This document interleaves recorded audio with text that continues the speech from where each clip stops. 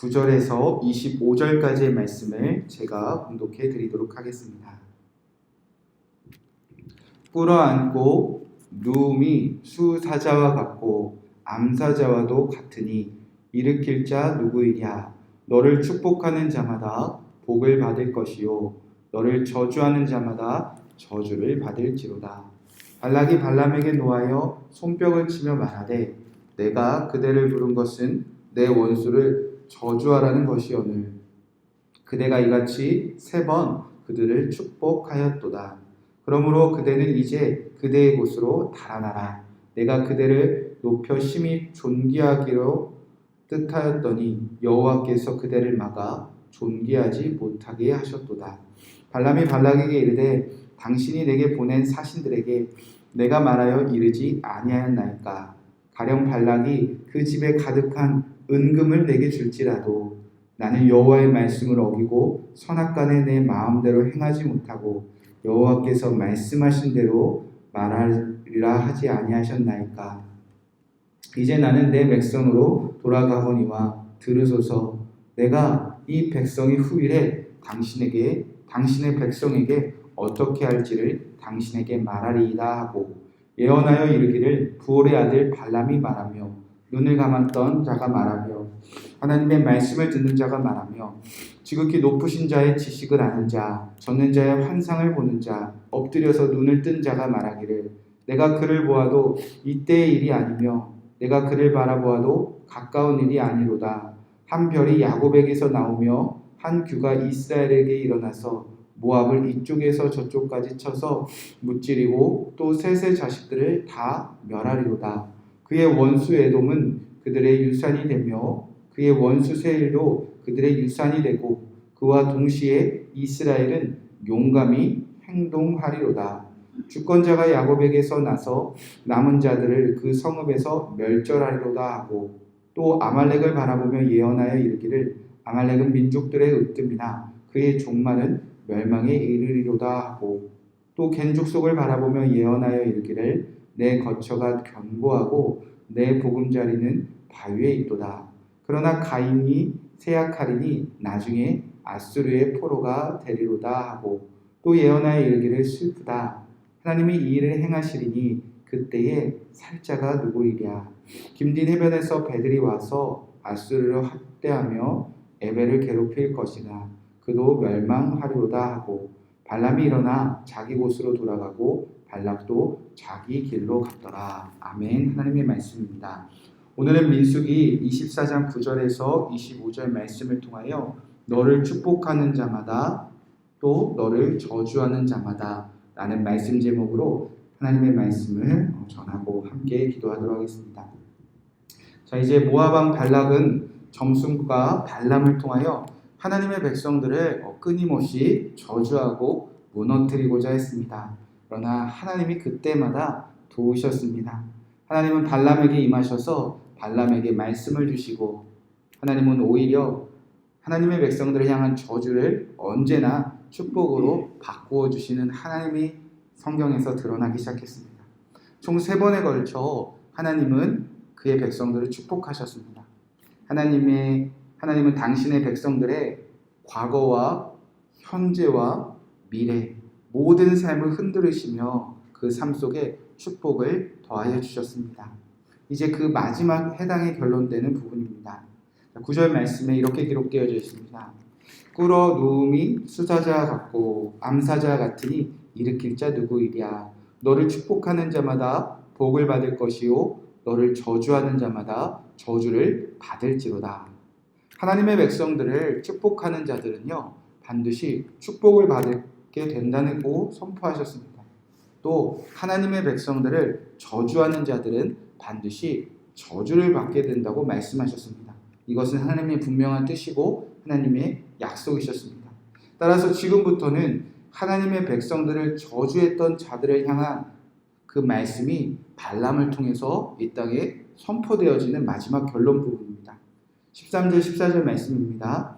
가령 발락이 그 집에 가득한 은금을 내게 줄지라도 나는 여호와의 말씀을 어기고 선악간에 내 마음대로 행하지 못하고 여호와께서 말씀하신 대로 말하리라 하지 아니하니까 이제 나는 내 백성으로 돌아가거니와 들으소서. 내가 이 백성이 후일에 당신의 백성에게 어떻게 할지를 당신에게 말하리라 하고, 이제 발락은 여호와의 말씀을 어기지 않고 선악간에 내 마음대로 행하지 못하고 여호와의 말씀을 전했다고 이 끝을 내면서 이제 축복하였으니 이스라엘 하나님의 백성을 저주했던 자들에게 어떤 일을 하나님께서 하실지 하나님이 주신 말씀을 그대로 전하는 예언을 하겠다는 것입니다. 자, 이제 발람은 하나님의 백성을 저주한 모압은 물론이고요, 하나님의 백성의 길을 막았던 그 모든 수많은 대적들에게, 하나님의 백성들을 저주했던 자들에게 어떤 일이 일어날 건지 하나하나 전하기 시작합니다. 자, 먼저 하나님의 백성들을 저주한 모압 자손들에게 일어날 일이 하나님이 발람을 통해서 예언하십니다. 17절 말씀해 보니까 내가 그를 보아도 이때의 일이 아니며 내가 바라보아도 가까운 일이 아니로다. 한 별이 야곱에게서 나오며 한 규가 이스라엘에게 일어나서 모압을 이쪽에서 저쪽까지 쳐서 무찌르고 또 셋의 자식들을 다 멸하리로다. 자, 하나님의 백성들이 모압을 이쪽에서 저쪽까지 다 무찌르게 된다는 것입니다. 또 셋의 자식들이 등장하는데 여기는 창세기 때 등장한 아담의 자손 셋이 아니라 발음은 같지만 다른 표기를 가진 셋입니다. 이 셋은 모압의 지도자들이었던 셋을 의미합니다. 모압의 지도자들의 자손들에 다 망한다는 것입니다. 즉 하나님의 백성을 끊임없이 저주라고 했던 모압은 다 멸망하게 될 것이라는 것입니다. 자, 그뿐만이 아닙니다. 18, 19절, 20절을 보시기 바랍니다. 그의 원수 에돔은 그들의 유산이 되며 그의 원수 세일도 그들의 유산이 되고 그와 동시에 이스라엘은 용감히 행동하리로다. 주권자가 야곱에게서 나서 남은 자들을 그 성읍에서 멸하리로다 하고, 또 아말렉을 바라보며 예언하여 이르기를 아말렉은 민족의 으뜸이나 그의 종말은 멸망에 이르리로다 하고. 자, 이스라엘의 시작이 되었던 그 야곱과 다투었던 에서의 후손들이 바로 에돔입니다. 자, 그들이 거주했던 땅이 세일 땅입니다. 자, 에돔과 세일 땅, 야곱의 시작부터 다툼이 있었던, 야곱을 저주했던 그 땅도 하나님께서 이스라엘의 유산이 되게 하신다는 겁니다. 아말렉은 또 누구입니까? 아말렉은 출애굽했을 때부터 줄곧 이스라엘을 괴롭힌 나라입니다. 아말렉의 현재는, 이 아말렉 민족이 지금은 온 세상의 으뜸처럼 보이지만 하나님의 백성들을 저주하고 대적했던 아말렉은 그 종말은 결국 멸망에 이른다고 하나님은 약속하셨다는 것입니다. 또 21절, 22절에 보면 겐 족속과 가인이 등장합니다. 또 겐 족속을 바라보며 예언하여 이르기를 내 거처가 견고하고 내 보금자리는 바위에 있도다. 그러나 가인이 쇠약하리니 나중에 아수르의 포로가 되리로다 하고. 자, 겐 족속은 어디를 말하는가? 미디안 족속을 말합니다. 모압 사람들과 한편을 이루어서 이 발람을 부르러 갔던 그 미디안 장로들의 한 족속이 바로 겐 족속입니다. 자, 이들을 복수로 쓸 때는요 겐 족속이라고 부르고요, 이들을 그냥 단수로 쓸 때는 가인이라고 부릅니다. 그러니까 아벨과 가인과는 다른 의미죠. 미디안을 뜻합니다. 자, 그렇게 모압 왕과 함께 이스라엘을 저주하기 원했던 그 미디안 족속은 지금은 견고하고 지금은 바위처럼 단단해 보이지만 결국 어떻게 된다는 겁니까? 쇠약하고 하나님이 일으켜 세웠던 아수르라는 민족을 통해서 포로가 되게 하신다는 것입니다. 자, 그리고 마지막 결말입니다. 23절 24절 말씀. 또 예언하여 이르기를 슬프도다. 하나님이 이 일을 행하시리니 그때의 살자가 누구이랴.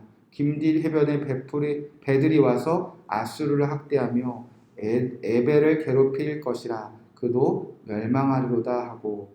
결국 이 가장 강성했던 아수르도, 또 에벨, 미디안의 자손들을 말합니다. 에벨도 멸망하게 될 것이라는 것입니다. 결국 하나님의 백성들을 저주했던 이 땅의 모든 민족들은 하나님의 반드시 심판과 저주를 받게 됐다는 것입니다. 그때에는 살자가 한 명도 없는 것을 보면서 이 발람은 슬퍼합니다. 그리고 이렇게 선포했다는 거죠. 하나님은 이 일을 행하실 것이다. 그리고 성경의 기록을 따라가 보면 하나님이 이 일을 다 이루어 주셨습니다. 자, 하나님의 백성들을 축복하면 다 축복받고 하나님의 백성들을 저주하면 다 저주받는다. 창세기부터 아브라함을 통해서 약속하신 그 말씀이 동일하게 그의 자손들에게 흘러가고 있습니다. 시간이 지나도 이 진리는 변치 않는다는 겁니다. 아브라함 때부터 이스라엘까지, 또 이스라엘 때부터 지금까지 동일하게 하나님은 이 일을 행하고 계신다는 것입니다. 자, 그렇다면 오늘 우리는 어떻게 살아가야 할까?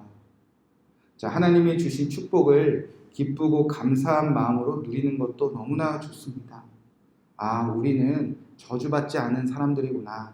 어떤 어려움과 어떤 고난과 어떤 아픔이 있을지라도 하나님은 우리를 저주하시는 분이 아니라 예수 그리스도를 믿고 살아가는 우리는 언제나 축복 속에 살아가는구나. 세상의 저주나 대적들과 원수들, 악한 세상의 저주를 조금도 두려워하지 않는 것도 참 기쁘고 감사한 일입니다. 그러나 가장 하나님을 경외하는 마음으로 오늘 우리를 살아가는 방법 중에 하나는 우리도 하나님께 받은 축복을 그대로 누리는 것도 좋지만 우리도 축복하며 사는 것이라 믿습니다. 우리가 축복의 통로가 되기를 주님께서 원하신다는 것입니다. 여러분, 넓은 의미에서 이 열방의 모든 민족들도 하나님의 백성들입니다. 그러나 현재 하나님을 섬기는 분명한 하나님의 백성들을 오늘 우리는 어디서 가장 많이 만납니까? 바로 교회입니다. 특히 예수 그리스도의 이름으로 거룩하심을 받아 부름받은 교회의 성도는 오늘날 이 땅에 살아가는 분명한 하나님의 백성들입니다. 우리는 교회의 성도가 되었습니다. 우리는 교회에서 성도들을 만날 때 우리는 서로 축복의 말을 선포합니까? 아니면 차마 말로는 못하지만 마음과 생각으로 누군가를 저주하고 있지는 않습니까? 하나님이 이 일을 다 행하시는 분이라면 교회 안에서 또 삶 속에서 하나님의 백성들을 향하여 저주를 퍼붓는 우리들의 마음속에는 어떤 일이 일어날까? 우리는 두려워하며 오직 우리는 입을 열어 하나님의 말씀을 붙잡고 성도들끼리 서로 축복하며 목회자는 성도를, 또 성도들은 목회자를 축복하며 그 축복의 통로가 되기를 주님께서 간절히 원하신다는 것입니다. 하나님이 이 일을 다 행하시는 분이라면 우리는 서로를 위하여 매일 축복을 빌어주는 그 기도의 삶을 살아가시는 저와 여러분이 되셔서 하나님이 축복하는 자들에게는 반드시 축복을 주신다는 그 놀라운 믿음을 가지고 여러분이 섬기는 교회에서 많은 하나님의 백성들을 위로하며 축복해내는 축복의 통로가 되는 오늘 하루가 되시기를 주님의 이름으로 간절히 축복의 말씀을 드립니다. 이 말씀 붙잡고 우리가 함께 기도하며 나아가도록 하겠습니다.